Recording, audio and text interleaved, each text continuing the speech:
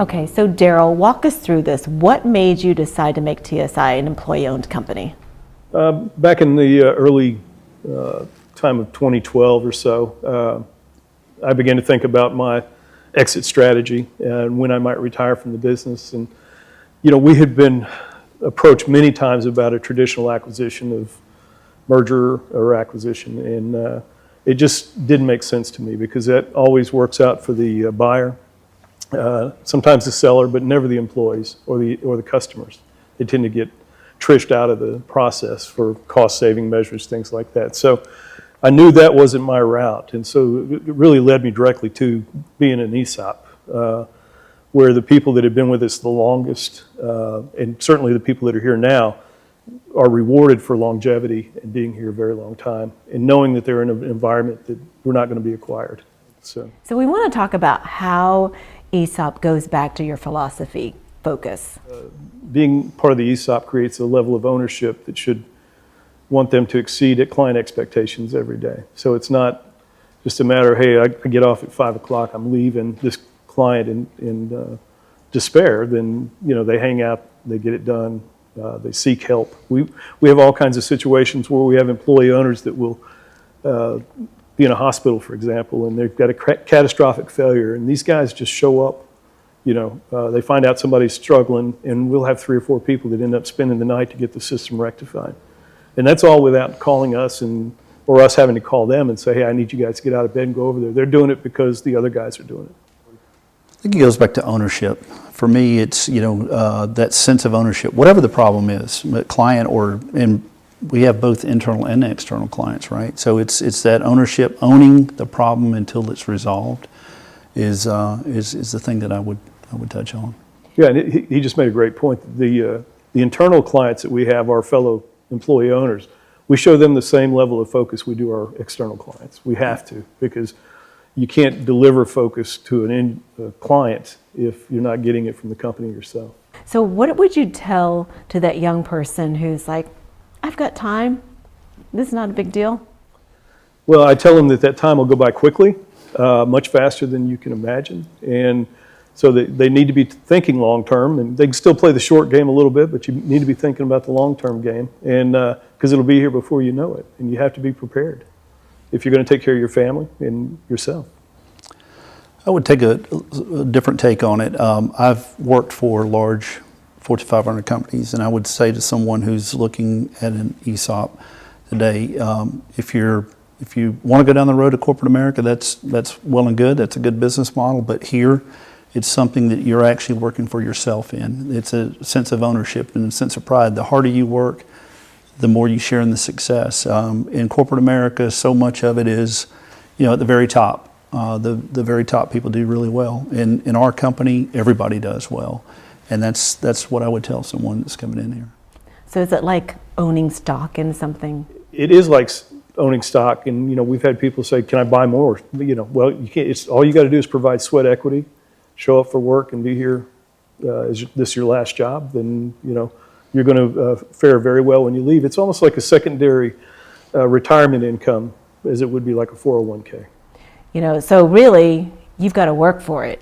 And I love that, because you say we want the employees to have a stake in it. Right. And that's just accountability, but also appreciation for the company. Sure. Well, we've got over 150 employees that have been with us 10 or more years. The oldest besides me would be the guy 1 year behind me, is 35 years. So these people have dedicated their life to helping us grow this business, and to sell it in a traditional way would have sent them all packing with a watch and a ham or something, you know, as a retirement gift. So, you know, that it was important to me that we reward the people that helped build this company. It wasn't me, and it wasn't certainly Wayne at the time.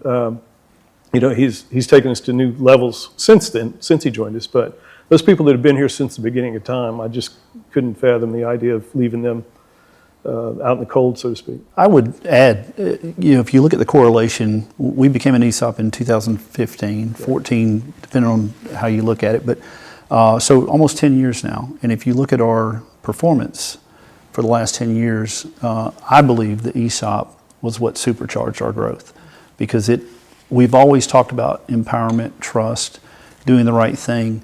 But when you say it's your company, do the right thing. People are making decisions every day based on it being an owner. And so there's definitely a correlation with the numbers. If you just look at the performance, it just took us to new heights. Yeah, I mean, you keep talking about fanatical customer service, and that's easy to tell your employees that. But when you say, because you're providing that, this is the benefit from it, I think it's just brilliant. Yeah, it's worked extremely well for us, and I have zero regrets. The only thing that is kind of unique or challenging about an ESOP is, and I'll never forget my closing attorney, who was an ESOP specialist, told me, when you do this, a third of the people are going to get it right away. A third are going to be on the fence, and the other third will never get it. And that has really kind of held true. So, and there's a little generational impact too, that some of us that are older and thinking more about retirement take it more seriously, or maybe that's not the right word, but we embrace it tighter than those that are still in their 20s, 30s, and still out having fun. Well, sure. And I think, if they would just think for a moment, start now, and imagine what could happen with years to come. Well, we've got enough history now with the 10 years behind us to show where we started and where we're at, and what that could mean if it just continued to compound at that level. We've done some, conservative projections, and for somebody that's been there 40 years, starting 2015, it's going to be quite fruitful for them. Oh, exactly. Yeah. So I've heard that you say that you hope that your employees, this will be their last place to work. What do you mean by that? Well, we tell them that we've put all the things in place for this should be the last place they ever work. We are privately held. We're not a target of acquisition. We're committed to being privately held for 100 years or more, and they own it. And so, all they have to do is work hard and do their job and help others when they need some help, and they'll be here for life. So what are some of the most common misconceptions about ESOPs? Misconception. I may be a little jaded, so I'll let you go. Well, I think that probably the biggest one, again, early on, it's new to a lot of people. Certainly in our industry, there's not a lot of people doing it. But I think most people think, I think back to some of the comments that were made early on, that it's smoke and mirrors, or it's a way for people to,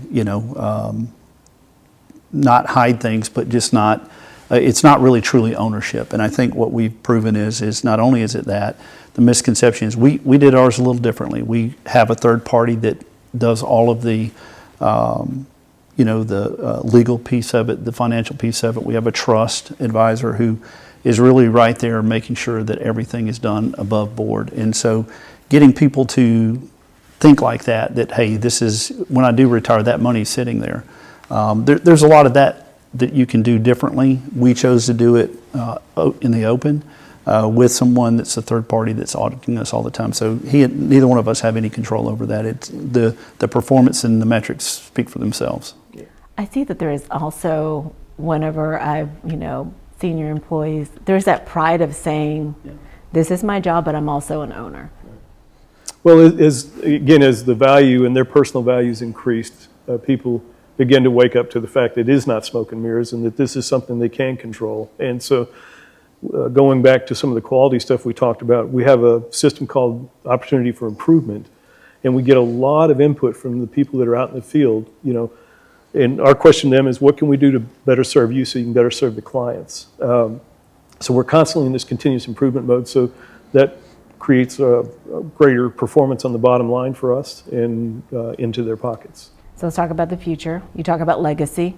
How does this all work for the future, and what happens if you sell it? Right.